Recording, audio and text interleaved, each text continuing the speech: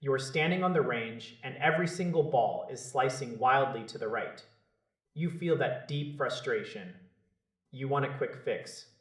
That is exactly when the targeted ads start hitting your feed. They know you are looking for an answer. They show you a sleek tool called the SwingLock Pro. It looks simple.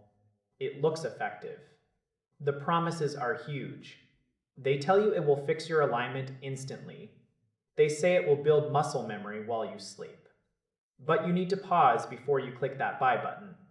There is a massive gap between a helpful tool and a marketing miracle. I started digging into this specific device and things got confusing fast. The name itself is the first hurdle. If you search for feedback, you might find people talking about high-tech door locks. One reviewer raved about how the mechanism reacts the moment you touch the handle.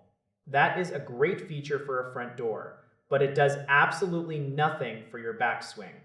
This kind of brand confusion is a huge warning sign. It often means a company is using a generic name to hide a lack of real history.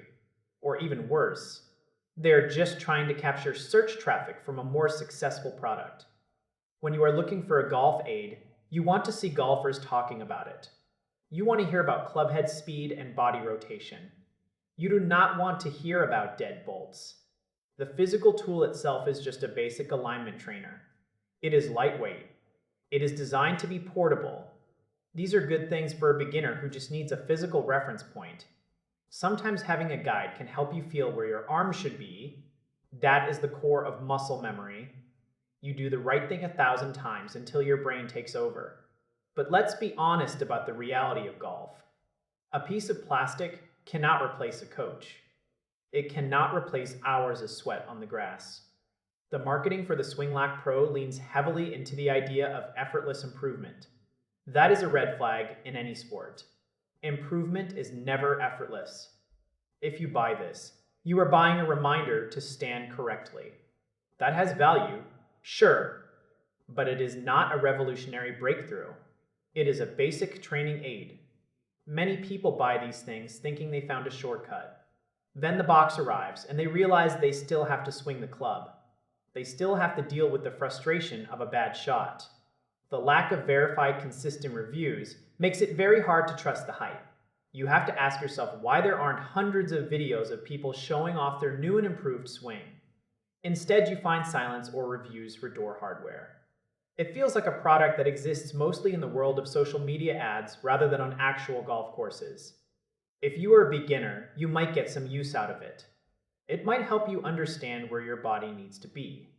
But do not go into it thinking your handicap is going to drop 10 points in a week. Manage those expectations.